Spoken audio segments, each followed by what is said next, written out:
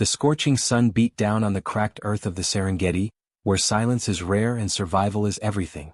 But on this day a sound pierced the dry wind, not a roar, not a growl, but a high-pitched, heart-wrenching wail. It was the sound of something vulnerable. Something alone. Something that should never be alone. A baby elephant was crying, and across the grassland predators stirred. The morning had started like any other in the Tanzanian plains. Herds of wildebeest grazed cautiously.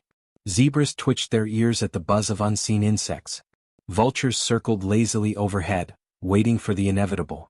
And near a seasonal riverbed, now dry and cracked from the relentless dry season, a calf no older than a few months teetered on the edge of despair. She had fallen into a pit left behind by a collapsed termite mound, a hole no more than 4 feet deep. Deep enough to trap a baby, shallow enough to offer hope. But as the sun rose higher and the hours dragged on, that hope began to fade. Her mother was gone, chased off during a lion ambush that had sent the herd into a stampede. In the chaos, the baby, whom we will call Nia, meaning purpose in Swahili, had slipped, stumbled, and disappeared into the earth. Alone now, her cries were steady and sharp, sending tremors through the air like a distress signal to anything within miles. Something primal. Something helpless. Not far from the pit, hidden in tall grass and moving with the stealth that only nature can perfect, for lionesses from the Tawi pride lifted their heads at the sound. They had cubs of their own nearby, hidden under an acacia tree. But this sound? It wasn't prey. It wasn't challenge. It was a baby. Not theirs. Not feline. But the sound stirred something ancient in them, a memory of their own cubs' first cries, vulnerable and sweet. They glanced at each other, their golden eyes narrowing with strange, synchronized hesitation. To most predators, a baby elephant alone means only one thing: opportunity. Easy prey. A kill that could feed them for days. But not this time. Not these lions. They crept closer. Less than 50 yards away, hidden behind thorn bushes and a decaying log, wildlife conservationist Jamal Otieno adjusted his lens. He hadn't planned on documenting anything more than migration patterns that day, but the moment he'd heard the distressed trumpet of the baby elephant, he knew something was wrong. He found her fast, his binoculars locking in on the tiny creature's dust-covered frame. And then he saw them. The 4 lionesses moved with eerie grace, silent, unified, beautiful and terrifying. Jamal's heart rate surged. This was going to be a kill, and a rare one at that. A lion pride taking down a baby elephant without its herd? He'd read about it, heard old guides speak of it in hushed tones. But to see it live. He aimed his camera. And then something extraordinary happened. The lionesses stopped at the edge of the pit. They didn't pounce. They didn't circle or snarl or claw. They looked. One, the oldest, a lioness with a torn ear and a half-faded scar across her nose, stepped closer. Nia, desperate and exhausted, flailed her trunk and trumpeted weakly, a final protest. The lioness recoiled at the noise but did not strike. Instead, she peered down at the baby with the cautious curiosity of a mother unfamiliar with this strange, lumbering infant. Another lioness joined her at the rim, blinking slowly. She sniffed the air, taking in the scent, not of prey but of panic. Of abandonment. Then came the third and the fourth. They formed a quiet circle around the pit. And then they sat. Jamal's finger hovered above the shutter. He wasn't breathing. What he was seeing defied every instinct nature was supposed to have given them. For over 20 minutes, the lionesses remained near the pit, alert but unmoving as if guarding it. They didn't growl. They didn't roar. They didn't look hungry. They looked protective. Meanwhile, Nia's cries softened. Not gone, never gone, but quieter now, like a child sensing she was no longer alone. She twitched her ears, lifted her trunk slightly. Her sides heaved with each shallow breath.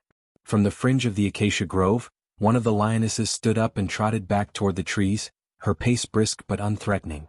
She returned minutes later, alone. Jamal strained through the lens, wondering what she had done. Had she gone to fetch the others? Had she simply checked on her own cubs? Then came the rustle. The low rumble of something vast. The ground trembled. And in the distance, the unmistakable silhouette of a matriarch, a massive female elephant, lumbered into view. She wasn't alone. 5 adult elephants surged toward the pit, their trunks lifted, ears flared. The lionesses didn't run. They didn't challenge. They backed away slowly and respectfully, never taking their eyes off the calf. As the herd reached the hole and trunks reached down to brush Nia's dust-covered head, the lionesses retreated fully, disappearing into the tall grass from where they came. They didn't wait for thanks. They didn't need any. They had done something no one expected. They had protected the child of another species. They had listened to a cry and answered with mercy. The thundering approach of the elephant herd was nothing short of seismic. Dust curled into the sky like smoke as 5 colossal forms closed in around the pit, forming a living fortress of gray muscle and raw maternal power. At their center was the matriarch, an elder female with one long chipped tusk and time-weathered skin. Her name was Shira, though few humans knew it. But to her herd, she was the anchor. She stopped inches from the edge of the pit and let out a deep, resonant rumble. It was not angry. It was calling. Nia's ears perked, her eyes wide, recognizing the voice even through exhaustion. The calf squealed, a soft bleat this time, not fear, not hunger, but relief. The other adult females circled the pit, trunk stretching down, brushing gently over Nia's small frame to check for injury. One began sweeping dirt away from the edge, widening the rim. Another positioned her feet carefully, testing the soil. Their movements were synchronized, careful, almost choreographed, a rescue guided by instinct. Behind the herd, Jamal Odieno was still frozen behind his lens, sweat pouring down his back, heart pounding as if it were trying to escape his chest. Unbelievable, he whispered to himself. This is beyond instinct. This is intelligence. This is family.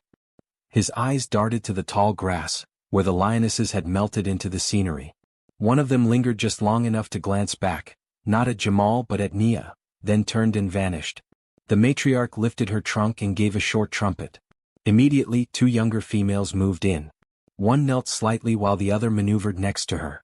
Then, with astonishing coordination, they used their trunks to nudge and guide Nia upward as she struggled to climb. The pit wasn't deep, but for a calf barely past weaning, it might as well have been a canyon. Twice Nia's legs buckled.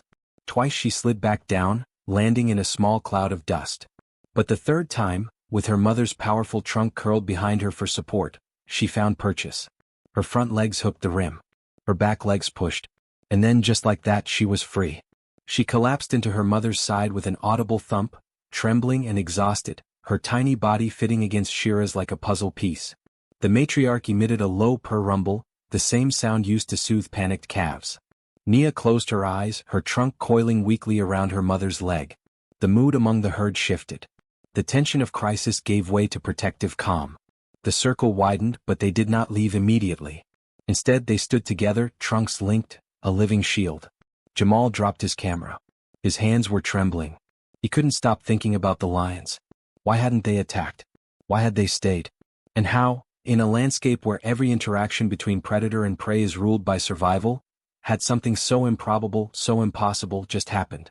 He reviewed his footage frame by frame. The body language of the lionesses told the story, alert but not aggressive, curious but not hunting. They hadn't been looking for a meal. They'd been standing watch. As a conservationist, Jamal had documented strange animal behavior before. He'd seen hippos protect gazelles from crocodiles. He'd watched a leopard mother adopt a baboon infant after killing its mother. But this was different. This wasn't just unusual. This was deliberate. Hours passed before the herd finally began to move again, Nia safely sandwiched between her mother and another female. They moved slowly, deliberately, their formation tight. The sun had dipped just enough to cast long shadows over the savanna, painting the dry land gold. Jamal followed from a distance, careful not to interfere. Every few minutes, he glanced over his shoulder, half expecting the lionesses to return. They didn't. But the memory of what they had done lingered like a ghost. Back at his mobile station, Jamal uploaded the footage to his satellite relay. He labeled the video file with trembling fingers. Lion's guard trapped elephant calf, no attack, witnessed live. He hesitated for a moment before hitting send. Then he composed a message to the East African Wildlife Alliance. Subject: Urgent Field Report, Interspecies Rescue Behavior Witnessed. Summary: 4 lionesses approached a distressed elephant calf trapped in a pit. No predatory behavior observed. Lionesses stayed on perimeter until elephant herd returned. Calf rescued successfully. Video attached. This behavior may represent a rare instance of empathetic response across species. Requesting review by behavioral ecologists. Click. Send. Night came fast. The Serengeti transformed under moonlight, the gentle chirp of crickets replacing the blistering silence of midday. But Jamal didn't sleep. He kept replaying the footage, not for the calves' rescue, but for the moment when the lioness with the scar looked down into the pit. She had blinked. She had paused. He zoomed in. Her expression, it wasn't hunger. It wasn't indifference. It was recognition. As if she'd seen something she understood in the calf's helplessness. Across the globe, when Jamal's footage began circulating among conservationists, animal behaviorists, and scientists, the responses ranged from skepticism to awe. It challenges our understanding of predator-prey dynamics, said Dr. Arya Lomé, a behavioral ecologist from Nairobi University. There's no evolutionary incentive for that behavior, unless we're looking at emergent empathy. Perhaps this is a glimpse into animal morality, or at least a protective instinct extending beyond the species boundary. Wildlife forums exploded. Lions with heart? Sentient mercy in the wild? Empathy? Or strategy? But for Jamal, none of those questions could capture what he'd seen out there. This wasn't a story about lions sparing an elephant calf. This was a story about choosing not to harm. About waiting. About understanding. It was a story that whispered a deeper truth, that perhaps the natural world isn't as brutal as we assume, and that, sometimes even in the most unlikely of creatures, there is room for mercy. And so, beneath the Tanzanian stars, Jamal penned the title of what he knew would become his next field report. The Day the Lions Chose Compassion. By the time the sun rose the next morning, a rare hush had fallen across the grasslands. The air was cool, still, and weighted, like the world was holding its breath after what it had witnessed the day before. Jamal Otieno stood beside his mobile outpost, sipping lukewarm coffee from a battered steel mug, eyes scanning the horizon. He had barely slept, replaying the footage of the lionesses over and over again until his vision blurred. The way they had surrounded the pit, not like hunters but like sentinels. It wasn't a fluke. He felt it in his bones. Today he needed answers. And there was only one place to get them, from the lions themselves. With his drone already in the air and his jeep rumbling quietly across the savannah, Jamal retraced the path the lionesses had taken when they vanished into the tall grass. He was cautious, respectful of their space, aware that he was still an intruder in their world. But he was also determined. Less than 2 kilometers from the pit, tucked beneath a cluster of low, thorny trees near a dried-out termite mound, the Tawi pride had made their temporary den. There they were. All 4 lionesses, resting in a loose semicircle under the brush, bellies rising and falling slowly. But they weren't alone. Cubs. 6 of them. Tiny, wobbly, wide-eyed, a squirming mix of tawny fur and oversized paws. Jamal's breath caught in his throat. The cubs looked barely a few weeks old, still dependent, still vulnerable. And suddenly everything made sense. They hadn't stayed near Nia the elephant calf out of pity alone. No. The crying had called to something in them. The sound of a frightened infant, not unlike their own, had flipped a switch buried deep in their instincts. They had heard a baby. And whether or not it was their species, it was still a baby. That's why they didn't attack. That's why they stayed. It wasn't just compassion. It was kinship. Jamal crouched at a safe distance, his long-lens camera perched on a tripod, documenting quietly. Through the viewfinder he studied the lionesses closely. The eldest, the scarred one with the torn ear, lifted her head and looked toward him. No growl. No tension. Just awareness. Like she knew he was watching.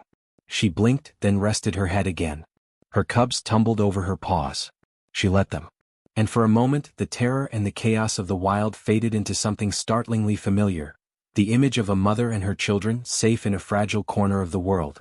Jamal began whispering into his recorder. June 2nd. Observation Site Tawi Pride. Pride consists of 4 adult females and 6 cubs. Estimated age of cubs, 2 to 3 weeks. Behavior calm. Protective. Possibly the reason for previous days' non-aggression toward distressed elephant calf.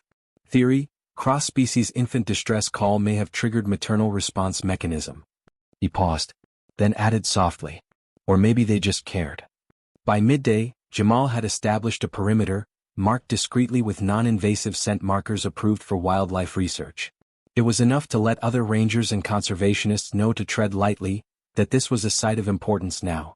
The footage he sent out the previous night was already making waves in the global conservation community. International wildlife forums buzzed with speculation.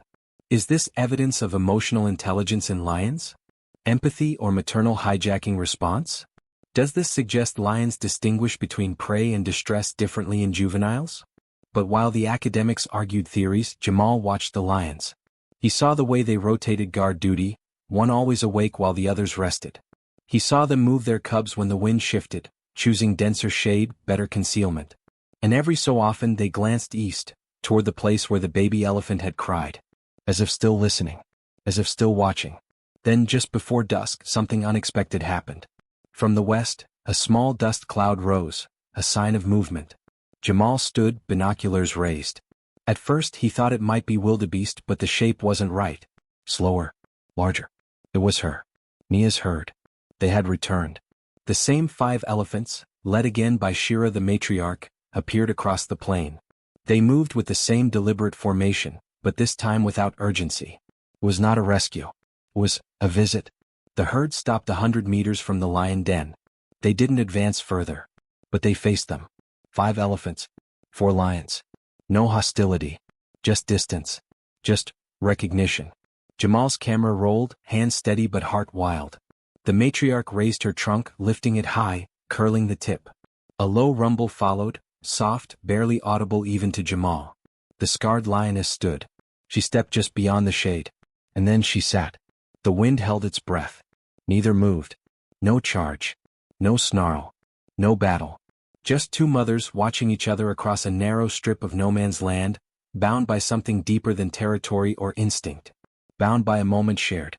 A calf saved. A baby spared. And the unspoken understanding. We are not the same, but today we chose peace.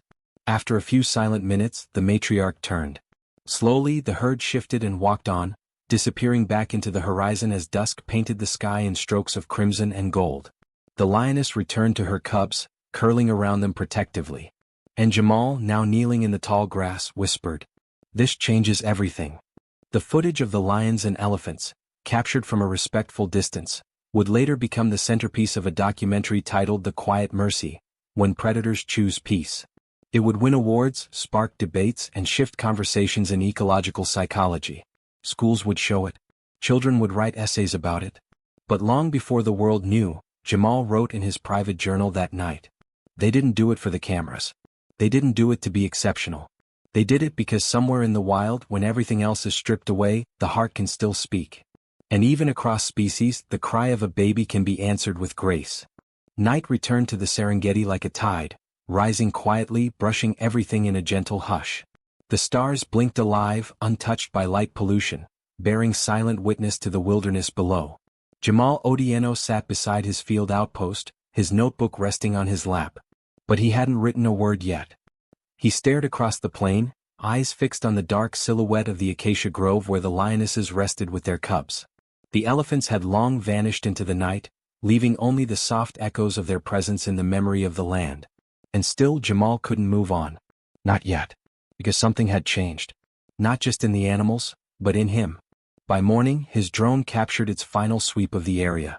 The lionesses were on the move again, heading north with their young ones in tow, following the instinctive pull of prey, water, and safety. But Jamal noticed something peculiar. They weren't avoiding the pit where the calf had been trapped. They passed by it. Stopped. Looked down.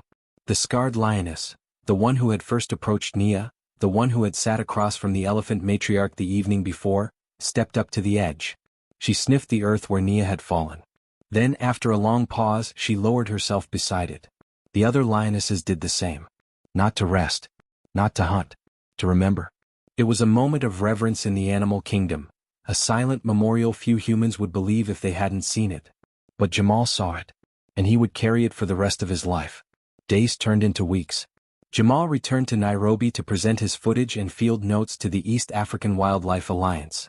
He was met with skepticism at first, the kind that often greets anything that challenges deeply held assumptions. Are you sure there was no prior exposure between the lions and elephants? Could this be habituation behavior? Was the calf bait? Could they have been waiting for the herd to bring more vulnerable members? Jamal answered every question, showed every frame, provided every timestamp. Eventually the questions stopped, because the truth didn't need embellishment. It was all there in the silence, in the stillness, in the choice not to act with violence. Soon after, research journals began publishing the incident as a potential case study in cross-species empathy, not as a conclusion but as a question. Can empathy exist between natural enemies when age, innocence, or helplessness overrides the drive to kill? The scientific world buzzed. Documentaries were greenlit. Conservationists from around the globe contacted Jamal for more data. But amid all the fanfare he felt a strange melancholy. Because out there in the raw, real wild, no one had asked for a spotlight. The lions hadn't chosen mercy for applause. The elephants hadn't returned for a camera. They'd simply felt something, acted on it, and moved on. No headlines. No hashtags. Just a moment of grace carved into the dust. Months later, Jamal returned to the same patch of Serengeti. The seasons had begun to shift and with them the landscape had changed. The pit where Nia had once cried had been softened by rain and wind. Grasses now grew where she had once struggled. But he wasn't here to find the pit. He was here because word had reached him from a local ranger. A juvenile elephant had been seen playing near the western waterhole, accompanied closely by an aging matriarch and several females. She was about the right age. Nia. Jamal waited. And just before dusk they arrived. There she was, larger now but unmistakable. Her right ear had a small notch from where she'd scraped it climbing from the pit. She moved with youthful energy but stayed close to her family, never straying far. When they reached the waterhole, the herd paused. Nia stepped forward to drink, then looked up, her gaze lingering on the grasslands where the lions had once stood. A low rumble came from her chest. Soft, reflective. Jamal didn't need to interpret it. He felt it. Not fear. Not warning. Just memory. Later that evening, Jamal sat by the fire with a group of local Maasai rangers. They had heard his story, seen the footage, and nodded quietly as he recounted the details again. One elder, Mwaki, leaned closer and said, "In the old days we had a word for this. Nkayon Kara, the mercy of a mother." Jamal frowned. Even between predator and prey? Mwaki smiled. Sometimes especially between them. We forget, they are mothers before they are hunters. We are animals before we are enemies. This is not new, only rare. Jamal stared into the fire for a long time after that. Back in Nairobi, a new conservation program was born, inspired by the event. It was called Project Mercy. Its mission: to study empathetic behavior in predators and prey. To reframe the narratives that portray nature only through violence. To remind humanity that even in the harshest places, life finds a way to connect. Jamal became its lead field director. And the photo he chose to hang in the project's entrance wasn't the calves' rescue. It was that moment when the lioness and the matriarch sat facing each other, the air between them thick with everything unsaid. The final words of his field report read, "We always assumed that mercy was a human invention. But on one warm afternoon in the heart of the Serengeti, a baby elephant cried, and 4 lions did something unthinkable. They listened." Stories like this remind us that animals aren't just subjects of study, they are thinking, feeling beings capable of extraordinary choices. If this story moved you, support wildlife rescue and protection organizations in Africa and beyond. Your donation, voice, or shared awareness can help preserve the spaces where these miracles unfold.